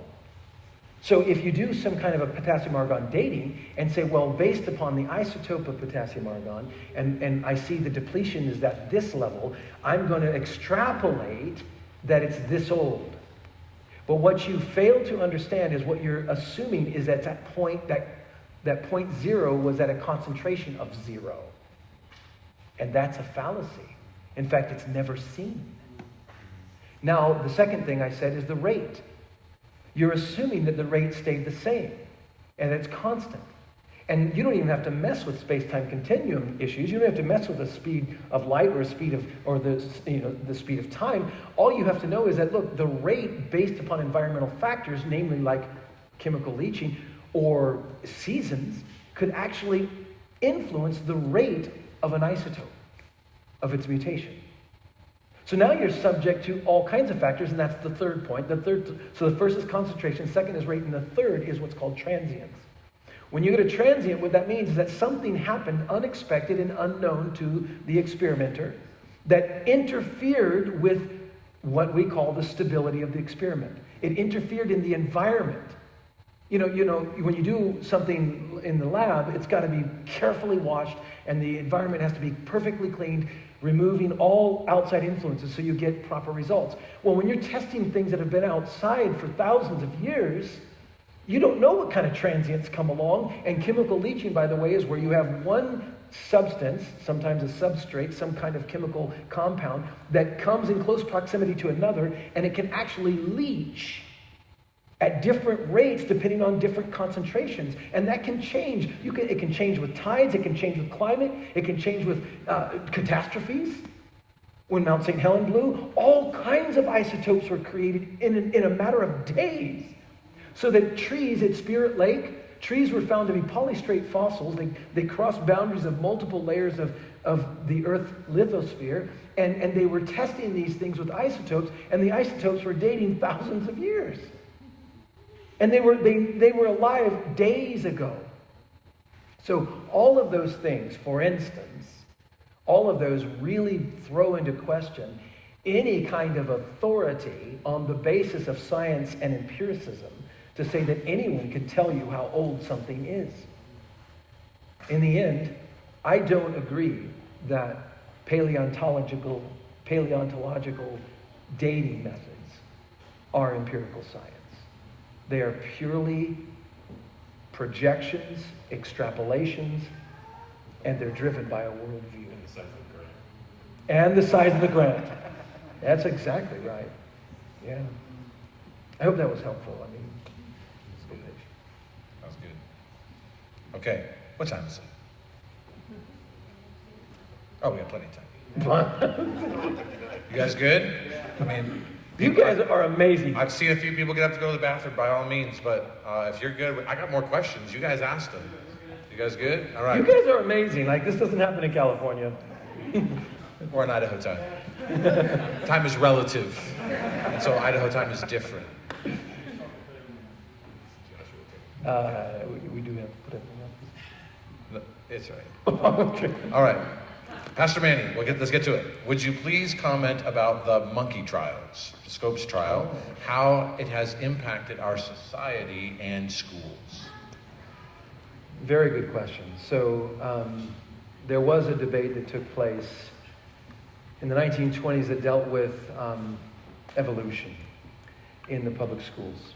It took place in Kentucky and or Tennessee, was it? Tennessee or Kentucky.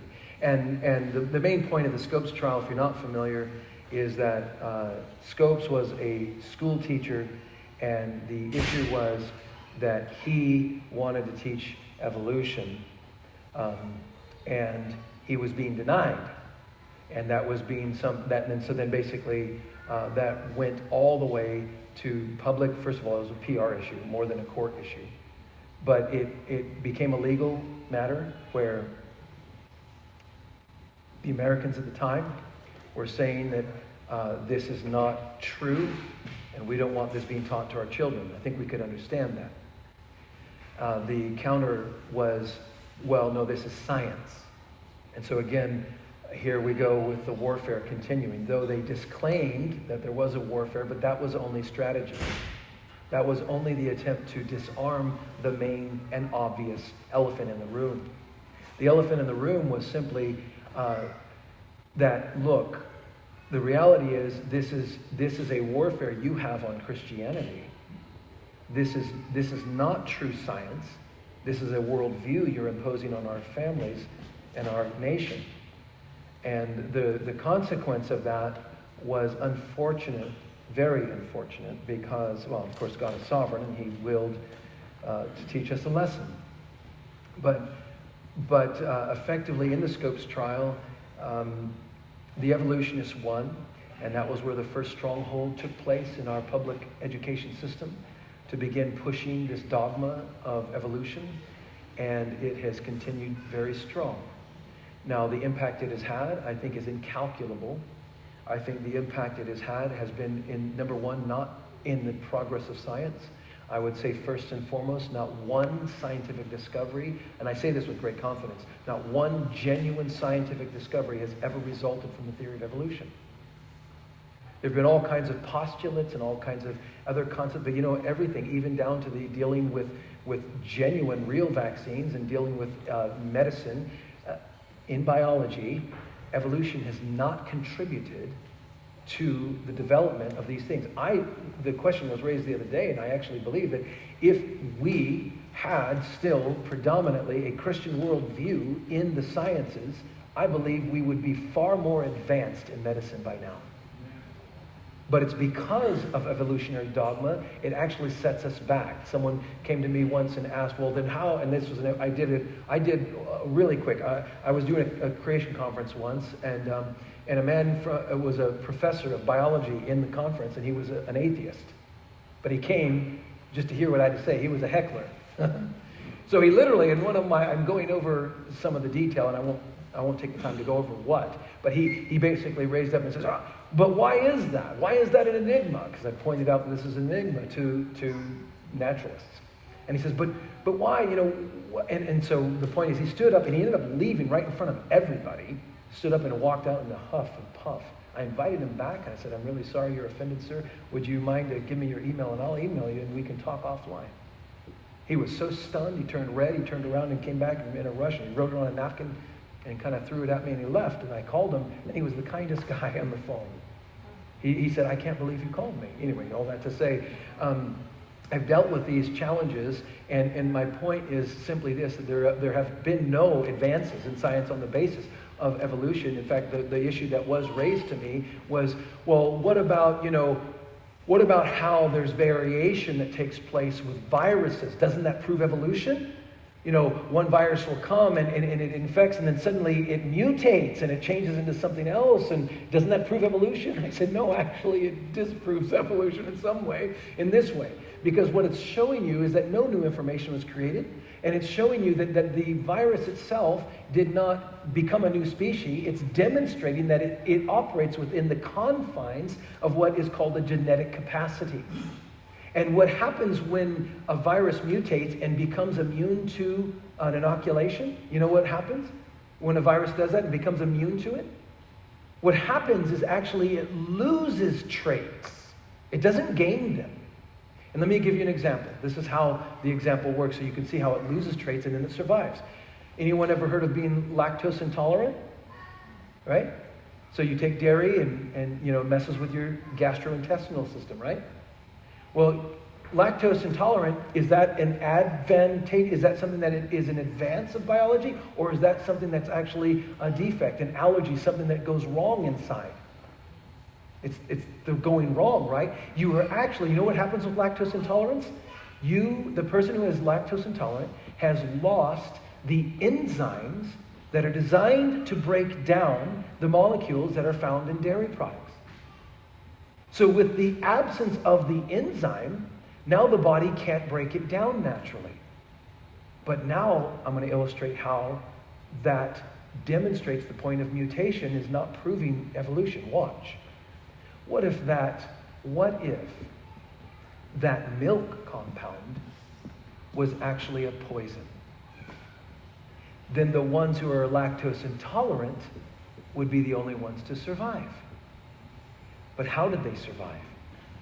By new information? By a new species? By a new creation? No. They actually survived by degradation, by the loss of a feature. And that's how viruses mutate today. They actually lose the part of them, I'm making this very simple, but they actually lose the part of them that feeds on that element that would kill them. They lose that part, they don't break it down, they don't ingest it, and as a result, they survive. And now they're immune to that particular vaccine. So that's how, and also in natural immunities, they can become immune to natural immunities, our white blood agents that take them out, because they don't break that down. They don't ingest and it doesn't take them out, just like lactose intolerance doesn't do it with milk. So it's actually a defect. It's not an advantage. Certainly it will survive when that's in the environment. You might think that's an advantage. That's how it's cast in Darwinism. I'm sorry if I went way off, but that was, what were we talking about? I don't remember. Okay. But that might be a sign. What was the... Sorry. It was just monkey trials, how it impacted our society and schools. Did we get that enough? I mean, there's a lot that we can go into. We can talk about the history and the names that were involved, but I don't think it's important. What's most important is to understand it happened in America, and that was the opening floodgates to evolution entering into our school systems. It continues to this day. It's still being debated, and it has not advanced us at all. All right. Well, I think that's probably a good place to end. Plus, we've got food actually. Oh. So we've got sandwiches left over from the conference. We've got some food over there. So let's just go ahead and end it with a word of prayer. I'll ask Jim to pray, and then we can do that, and then we'll get things picked up and cleaned up. It just means, guys, if you're able to, If you can stick around to help us just clean things up and break things down in terms of putting away our trailer, that would be helpful. So if you're able to stay a little bit later and help us out, that would be great, not to rush off. But I know we've gone long, but it's for a good cause. So thank you for your time tonight, and thank you, Pastor Manny, for all the time that you've given to us. This is valuable time. And so we're just grateful that you spent it with us. So Jim, would you please close us in prayer? Grateful for all of you and the opportunity. Thank you. Lord, we just bow our heads before it, and we just thank you for your word. In the beginning, God, and I pray that we would all come under your great lordship and understanding that your word is the only source of truth. We thank you for science. We thank you for everything that you've created. We thank you for men, that you work through men like Pastor Manny.